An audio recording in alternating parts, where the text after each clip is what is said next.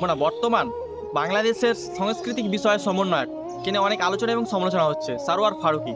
কিন্তু বর্তমানে যে সাংস্কৃতিক বিষয়ে সমন্বয়ক সারোয়ার ফারুকী সমন্বয়ক হয়েছে, সে কতটা যৌক্তিক ছিল সমন্বয়ক হওয়াতে, তার কতটা ভূমিকা ছিল ছাত্র আন্দোলনের সময়, কতটা ভূমিকা ছিল কোটা বিরোধী আন্দোলনের সময় যে তাকে সমন্বয়ক করা হলো।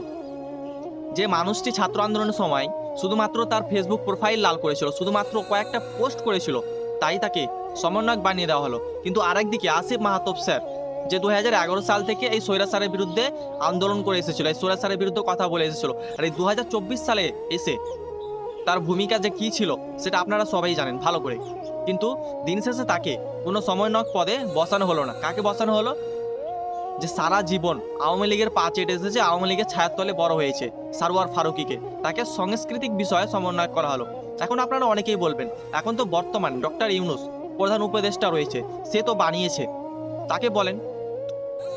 মূল কথা হচ্ছে কে বানিয়েছে বিষয়টা তা নয়, কিন্তু আসিফ মাহতাব স্যারের যে ভূমিকা 2024 সালে কোটা আন্দোলন থেকে শুরু করে ছাত্র আন্দোলন, বর্তমান সময়ে আসিফ মাহতাব স্যারের যে পরিস্থিতি, সে একটি পা সম্পূর্ণভাবে অক্ষম হয়ে গিয়েছে শুধুমাত্র এই স্বৈরাচারের আক্রমণের শিকার হয়ে।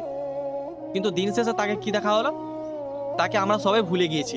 আসিফ মাহতাব স্যার যে প্রায় 8 দিন যাবৎ স্বৈরাচারের আয়না ঘরে ছিল, সে কি পরিমাণ টর্চার সহ্য করেছে সেটা সে ভালো করে জানে।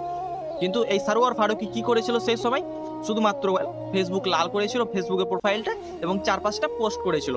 তাই তাই অনেকে তাকে বলছে যে তাকে সাংস্কৃতিক বিষয়ে সমন্বয় করা হলো। কিন্তু যে আসিফ মাহতাব স্যার 2018 সালের সেই কোটা আন্দোলন থেকে শুরু করে 2024 সালের কোটা আন্দোলন, সব আন্দোলনে কিন্তু তিনি সক্রিয়ভাবে ভূমিকা পালন করেছিল।